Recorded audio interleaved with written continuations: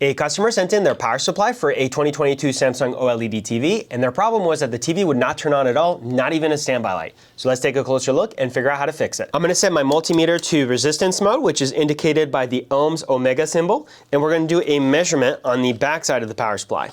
Now for this power supply, I've only seen one component ever fail on it, so we're going to go straight to it and do a resistance check to see if it has failed or not. We're going to focus on this IC chip over here. We're switching over to our microscope, and the ID location is ICS801S. So this is our IC chip over here. And if we scooch the board down just a smidge, we're going to see over here, there are two large joints, and these are going to be the joints for our filter capacitor. We have our positive on the right and the negative on the left. So I'm going to place my negative lead on the negative leg of the filter capacitor, which is our floating ground, and the positive lead on the second pin right here. If you're having a hard time making good contact with this pin, you can also put your lead on the top of this capacitor since they are linked via this trace.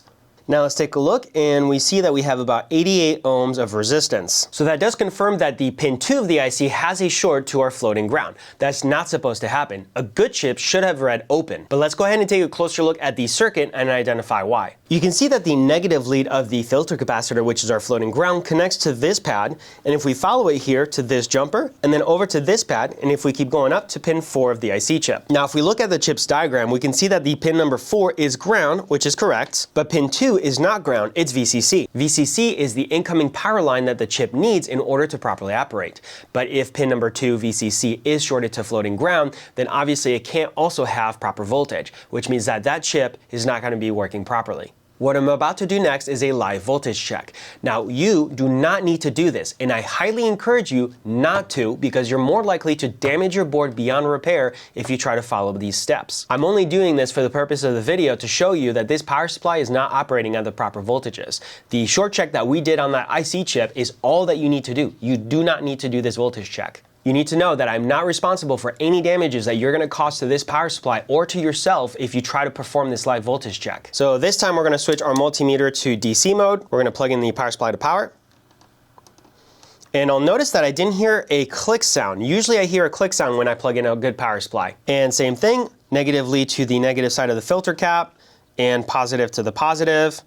And we're getting about 168.4 volts. A good power supply should have shown 390 volts if it was fully turning on and operating properly. So that further confirms that this power supply is not fully turning on. Let's switch back to the microscope and take a closer look at that IC chip. So as you can tell, this IC chip is covered in silicone. So let's go ahead and remove it.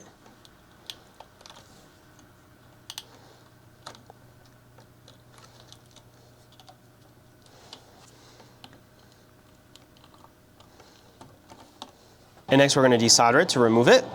And we're going to start by adding solder to all of the legs first. I want to get really good flow. And we're also going to use our hot air station at the same time. And while it's heating up, I'm going to add just a little bit of flux to help with the flow as well. We're also going to assist with the iron.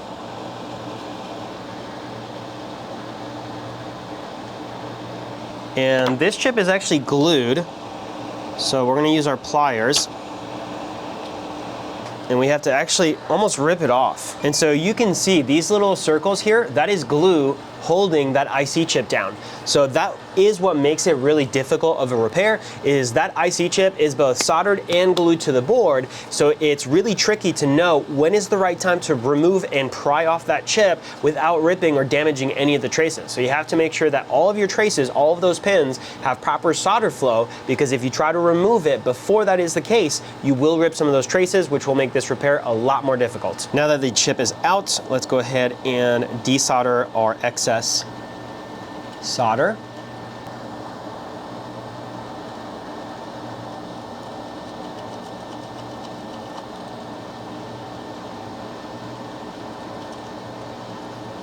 We're going to use a little isopropyl alcohol and a Q-tip to remove some of the flux we added. Now let's do a comparison out of circuit between our original chip. So we're going to put our leads on pin 2 and pin 4 from the bottom left, and our multimeter is reading 90.7 ohms. Now let's check the brand new chip that we're about to install, and we're getting 1 mega ohm. Okay, so it's not quite open, but it's a high resistance, which obviously does confirm we have a short on the original chip. And let's do the same measurement on the board, so pin 2 and 4. And let's make sure we don't have a fault here. And sure enough, it's showing kilo ohms, so a very, very high resistance. So to confirm, we're gonna put one lead again on that capacitor and the other on the negative of the filter capacitor. And sure enough, yep, we're getting 16, 15 mega ohms, so extremely high resistance, pretty much open almost. Now for the reinstallation process, I'm gonna start by adding solder just to one of the pads. And usually I'll add solder to the larger pad first. I know my orientation is correct because I have a dot on the chip here indicating pin 1 here and a dot on the board indicating pin 1 there. So next I have my chip nice and flush to the board. I'm gonna melt the solder, it's nice and molten, and then slide the chip into place. Okay, I'm gonna make my quick adjustments. Everything looks lined up. Okay, and here's my last chance. I can still make some small movements, some adjustments if needed, but it looks like I'm lined up correctly. So I'm gonna lock it in by adding solder to the opposing side.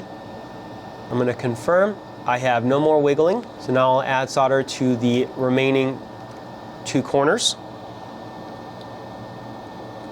There we go. And now I can solder the rest of the chip normally. I'm gonna add just a little bit of flux. Make sure we have really good flow on all of our joints.